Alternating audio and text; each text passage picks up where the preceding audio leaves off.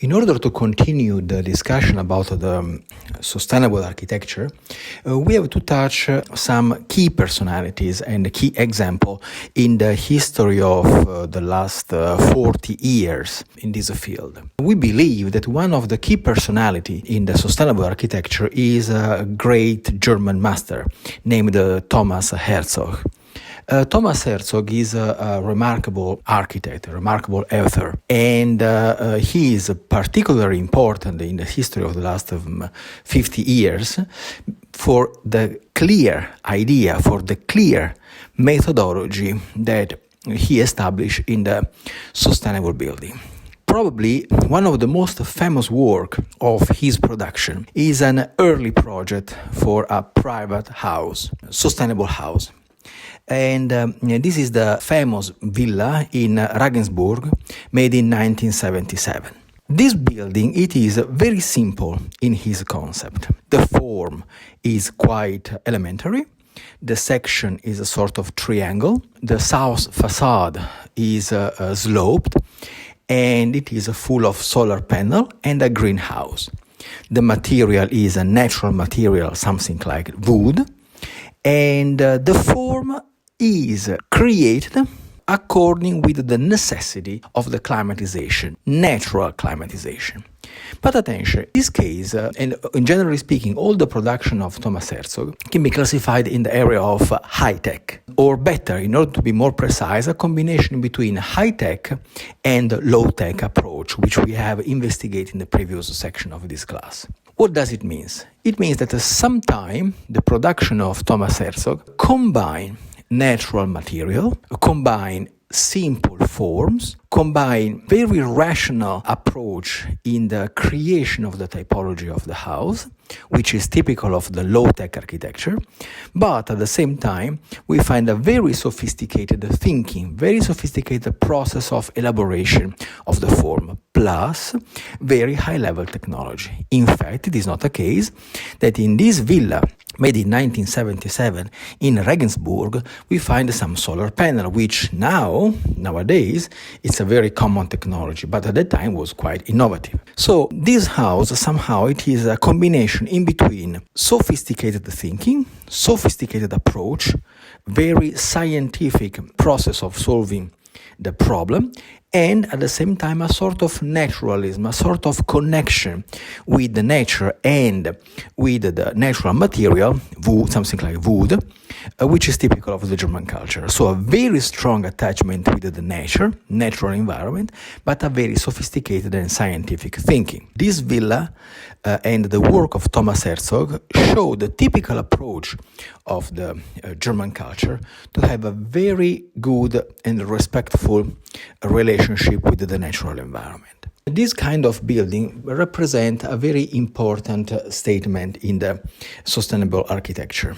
A similar approach that we find in the same author, Thomas Herzog, in one private villa again, which is called House in Vadmore. Also in this case, we have a very simple typology, cubic and rationalist and purist form, but at the same time combined with a natural material, sophisticated technology but not that high-tech, and it is again a combination in between rationalist architecture, modernist architecture, and sustainable approach. Now, in this moment, we have to do a very strong assertion, a very interesting statement. The modernist architecture, it is a very precise trend in the history of architecture of the 20th century. At the same time, we find the modernist architecture somehow lose its innovative point during the 60s, and then the structuralist and the post-structuralist approach appear. But in the direction of the sustainable architecture, we find that several elements, several key components of the modernist are still vivid. In other words, the sustainable architecture take back some of the key element, some of the key methodology, for example, the scientific approach in the generation of the form, in the solving problem, and apply for a completely different and innovative goal. If the architecture of the modernism was directed in solving problem, which was, for example, the existence minimum, the simple material, the economy of the construction, in a very scientific and functionalist way, in the case of the sustainable architecture of Thomas Herzog, the approach, the method is completely the same. A scientific, rational, functionalist process, methodology, to solve, in this case, another form of problems, which is sustainability, which is low consumption of non-renewable energy. So I think the approach of Thomas Herzog was definitely a winning process. It was a very clear strategy, and he generate a series of very beautiful design for over 40 years. Another case, it is Oskar von Miller Forum in Munich, Germany, made in between 2005 and 2010. Apparently, this building, it is a very common modernist and high-tech building with reactive facade. But if we study the detail of this project, we find a lot of innovative process, a very sophisticated thinking in the generation of a building which is, yes, based on high-tech, but also based on a scientific approach and sometimes a very simple process which is deeply inherent to the sustainable architecture. And here we have to notice another point. In this project of Thomas Herzog, but also in the very famous project named the Atlantic Office in Hamburg, also in Germany, in 2007, but also in another building named the DMAG Administration Building, also in Hanover, made in between 1997 and 1999, we find a very interesting situation, very interesting detail. The appearance of the building is definitely high-tech building. Very similar to, for example, to the work of Herzog, very similar to the work of Richard Rogers. But at the same time, Thomas Herzog is very deeply rooted inside high technology for solving climatization problem, but also we find a similar approach, a similar solving problem that we have inside the low-tech architecture. For example, we have very sophisticated reactive facade, a computer-controlled system of the natural ventilation, but at the same time, we also have a typical consideration, which is exactly the same in the low-tech architecture. What does it mean? It means that the passive architecture, the sustainable architecture, in the high-tech and in the low-tech, it is quite similar in terms of approach, in terms of solving problems. So it doesn't matter if you are going to create low-tech architecture or high-tech architecture. The basic principles are completely the same. Obviously, the high-tech architecture, it is much more performative. The quality of the environment is much higher. It is much more nice, good looking. It pleases the feeling of the human being for the sophisticated machine, the love for the mechanism, which is typical of the contemporary age. But the key point in between high-tech and low-tech is basically the same. In the Art Gallery in Guangzhou, another project made by Thomas Herzog in 2006, we find the building, which is separated by glass roof and an inner courtyard, where the climatization, it is a very interesting combination in between natural ventilation, solar radiation, and also the greenhouse effect. Basically, all the projects of Thomas Herzog are extremely sophisticated in terms of thinking, in terms of technology. We want to, in this moment, mention a very similar approach of another very interesting author, which is the Office of Architecture of Gunther and Stefan Behnisch, his son. In 1998, they create a very sophisticated architecture. Generally speaking, the work of Behnisch and Behnisch, it is characterized by several milestones, several language in between the decades of their work. Gunther Behnisch started in 1960s with a very solid modernist approach and then flow into the deconstruction architecture, then high-tech architecture with some very remarkable and important and very well-defined project, which is a statement in terms of language of architecture, in terms of technology of architecture. So great author. But we, in between many masterpieces, we select one, which is the Institute for Forestry and Natural Research, made in 1998. This project is very beautiful, not only because it shows a very intelligent approach in the generation of modernist and especially high-tech architecture, but at the same time because the quality of the environment, the quality of the living space is extremely high. It is an architecture which is based on a main body with several branches. In between the branch of the building there are covered garden, and all the project, it is at the same time based on very strong integration in between high-tech architecture, but also passive house, and very interesting combination between greenhouse and working place. This project, in my personal opinion, is very significant for the fact that we can find a very beautiful place for working integrated with the nature. So somehow it is very possible, and this project is a demonstration, to find a working place with high level of standard of living condition, but strongly integrated with the nature. And the picture show a very interesting space. So what I mean is the working space of this office. It is not a typical office of modernist architecture, where it is a very aseptic working place, typical of the international style, completely artificial. We find beautiful environment integrated with a greenhouse. That is a very remarkable case, which in my opinion indicate a very clear direction in how the contemporary architecture, high-tech architecture can be integrated with natural environment. Another project that I select to express the complexity of the sustainable architecture, it's a project of a great master, Herzog and de Meuron. It is the Ricola Krauterzentrum. It is a factory, but on the contrary of the typical factory, which is made by artificial and cheap material, in this case, the production line, it is included into a very unusual envelope.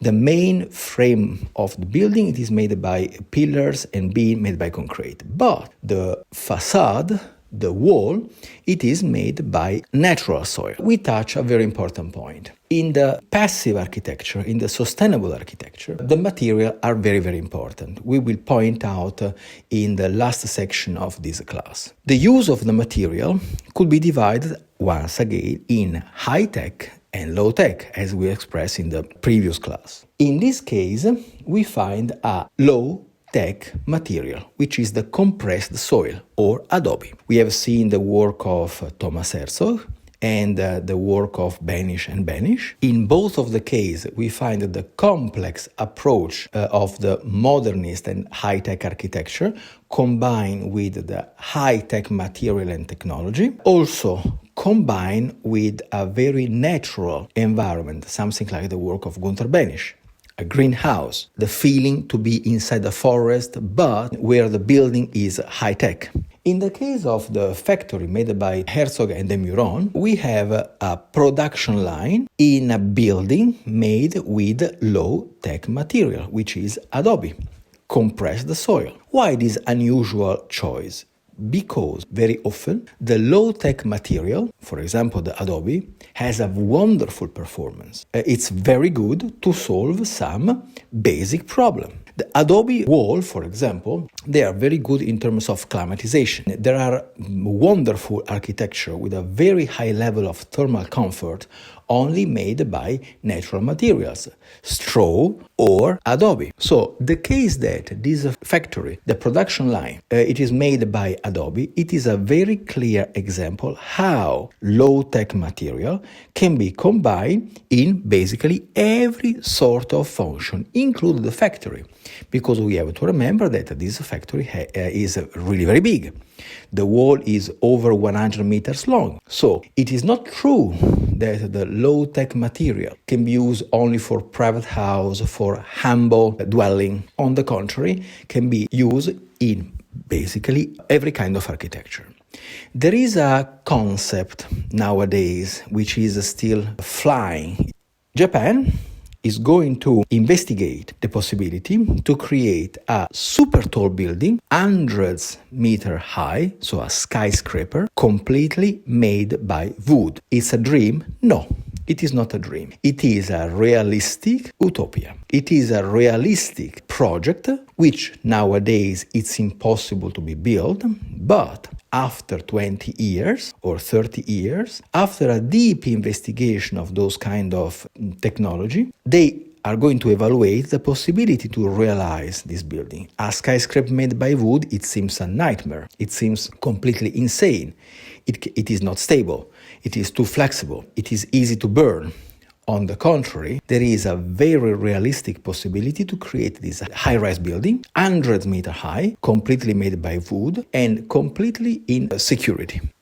Using the right technology, using the right process of production, the wood could be completely anti-fire, which it means it is basically impossible to burn those kind of wood. Of course, a normal piece of wood, yes, it's definitely easy to burn, but with a special chemical addiction, special process of construction, it is extremely safe. Until now, we touch three great authors, Thomas Herzog, Banish and Banish, and Herzog de Meuron, which use high-tech architecture with a sophisticated scientific approach.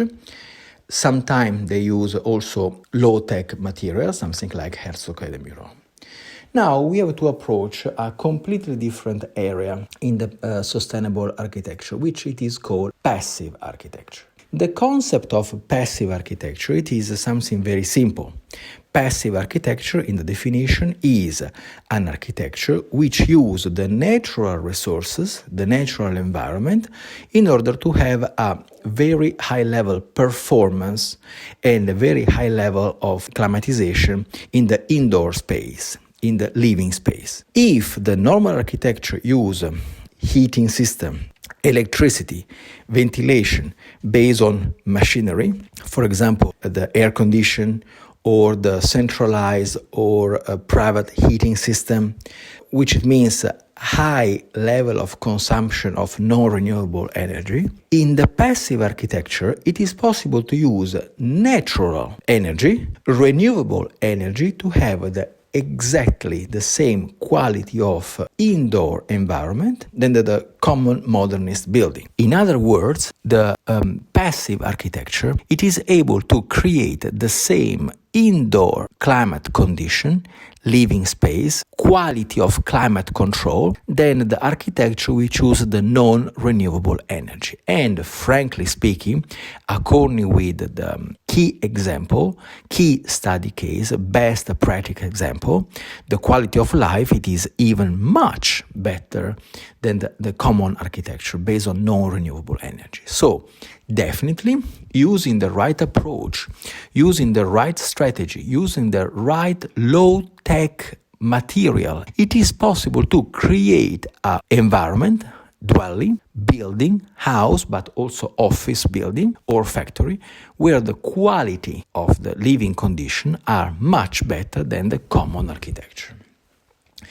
Generally talking, the passive architecture, it is based on key simple principle, which is quite logic and rational. One element, for example, is the solar radiation, the greenhouse effect, crossing ventilation of the building, the use of the massive wall in order to capture the solar radiation and distribute the heating gradually and naturally inside the living environment. Those pictures that you have seen in front of you now, they are typical cases, a very basic concept that everyone in the area of passive design commonly use. There is a common misconception of the passive architecture.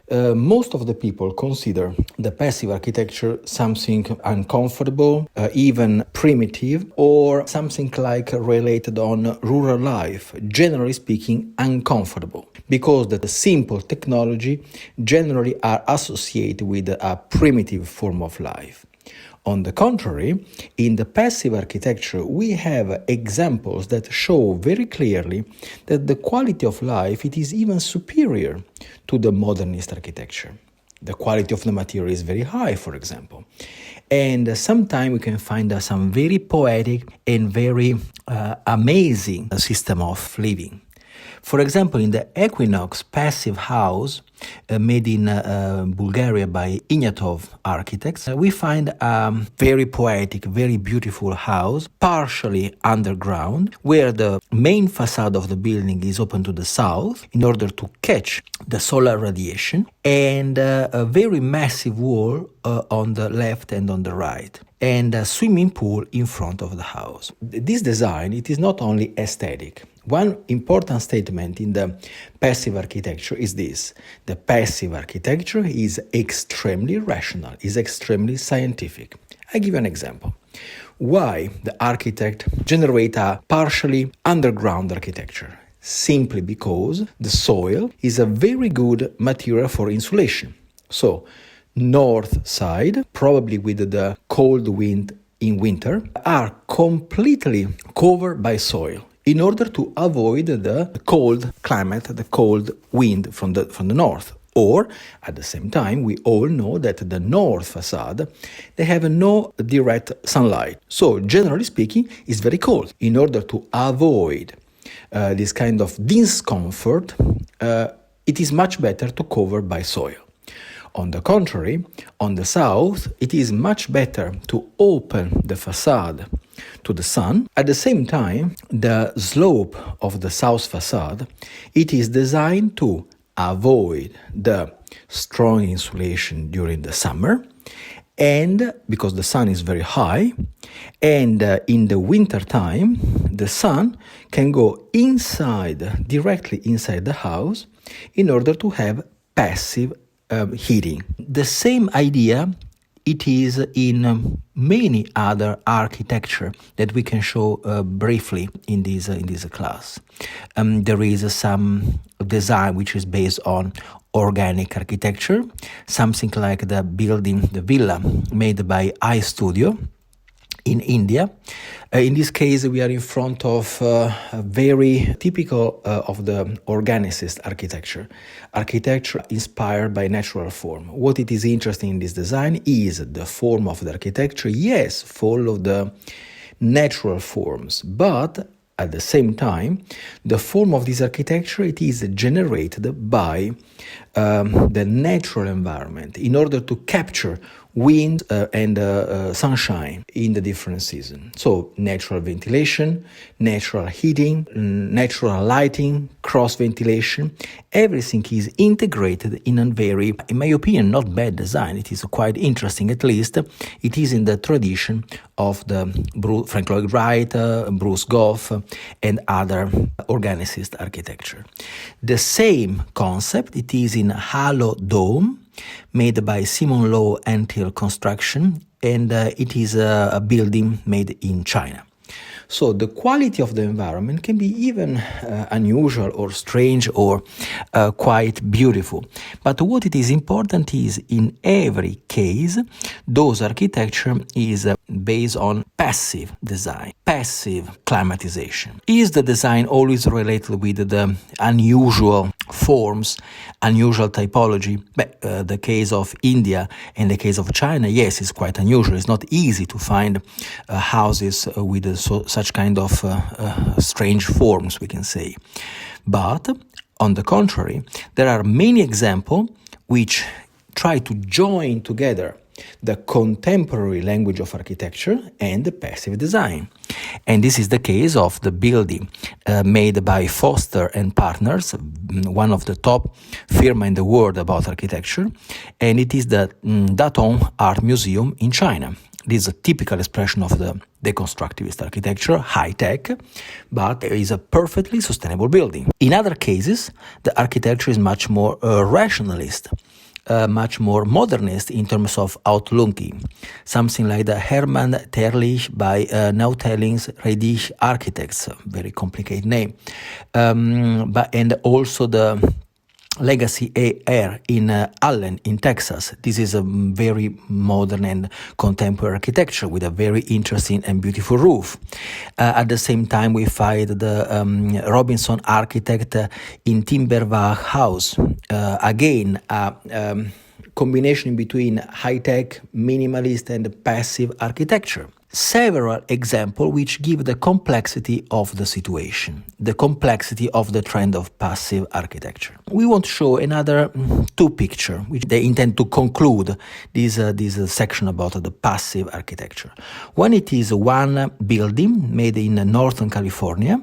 In this case, we have a very simple design, not particularly attractive in terms of form of architecture, but what it is interesting, it is made by wood panel.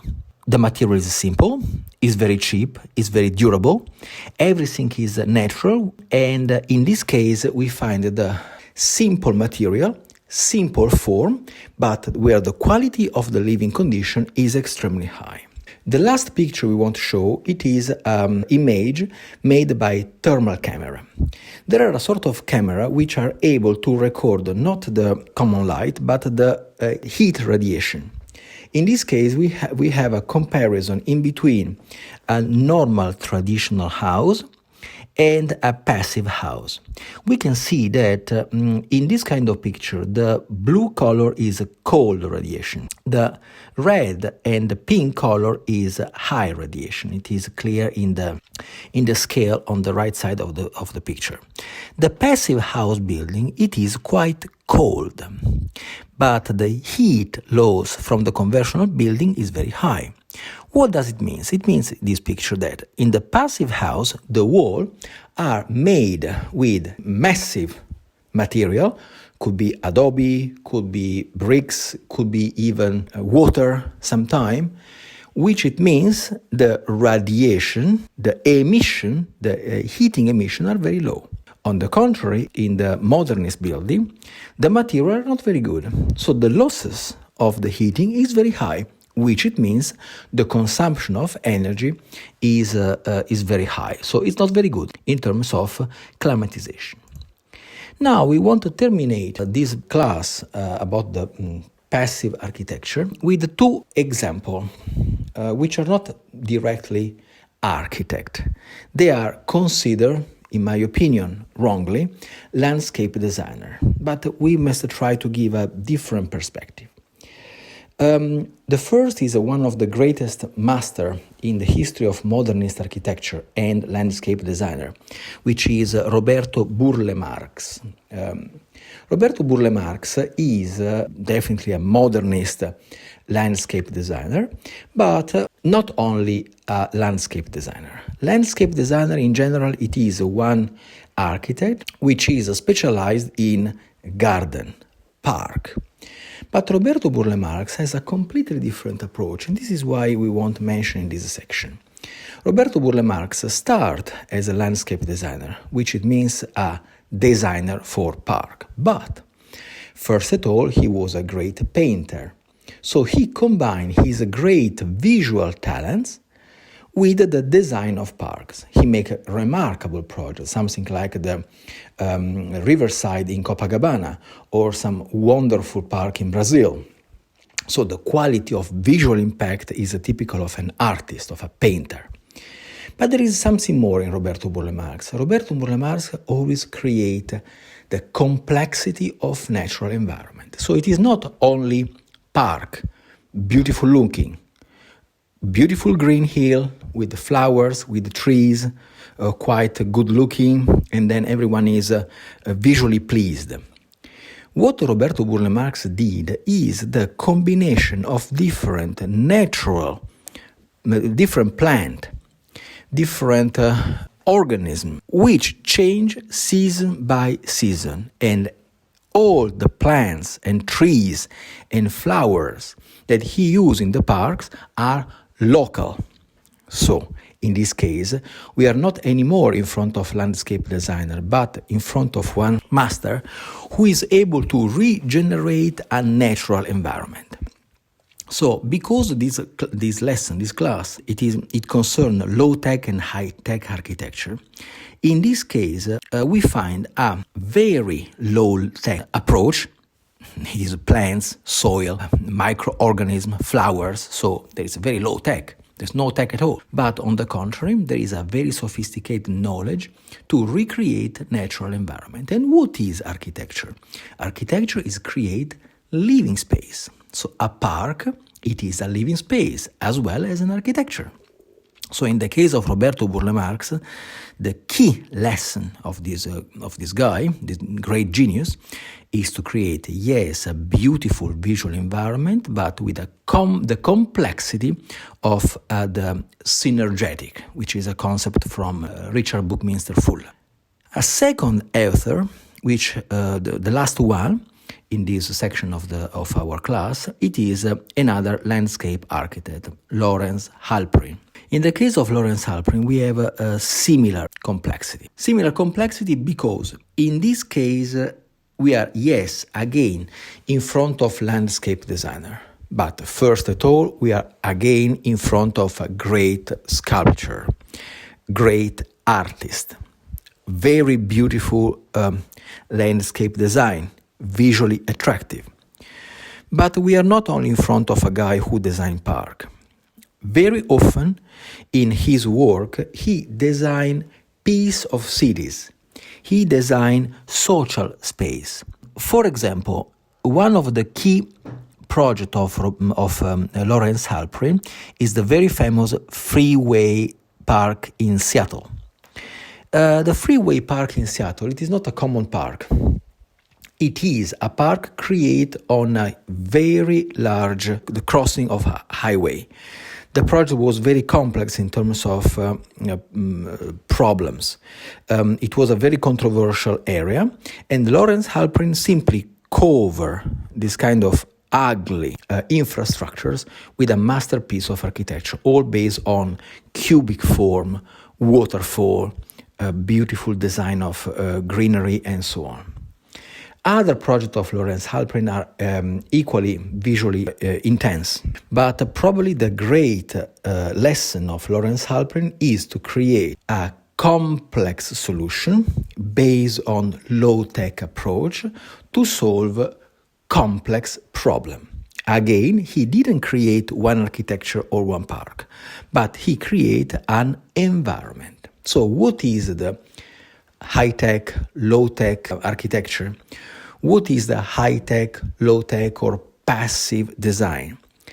A design which is based on complex thinking, rational thinking, scientific approach, which use a different level of technology, low-tech, high-tech, passive, and so on, but always to create beautiful living environment based on very sophisticated mental approach.